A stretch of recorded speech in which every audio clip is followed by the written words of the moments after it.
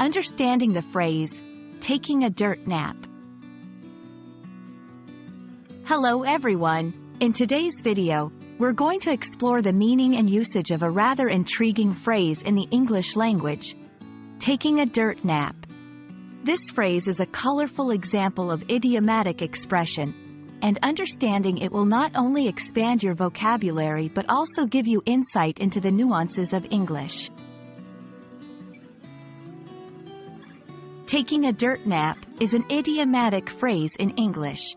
At its core, it's a euphemism for death. The phrase conjures an image of someone lying in the earth, as if asleep, which is a poetic way of referring to burial. This expression is often used in a somewhat humorous or light-hearted context to talk about death, without the gravity that the topic usually holds. The exact origins of taking a dirt nap are not clearly documented, but it's believed to have emerged in colloquial or informal speech.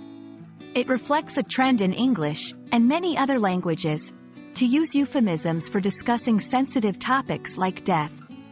Understanding such phrases requires not just a literal interpretation of the words, but also a sense of cultural and contextual nuances. It's important to know when and how to use the phrase, taking a dirt nap. Given its casual tone, it's more appropriate for informal settings and often seen in creative writing or spoken conversation. Be cautious, as using this phrase in serious or formal contexts about death might be considered insensitive or inappropriate. Let's see some examples of how taking a dirt nap can be used in sentences.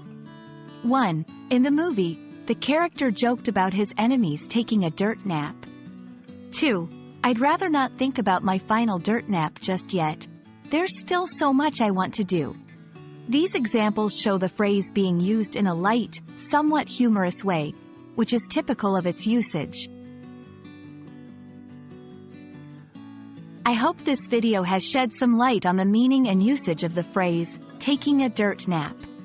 Remember, understanding idioms like this is a key part of mastering the English language, as it's not just about the words, but also the culture and context they're used in.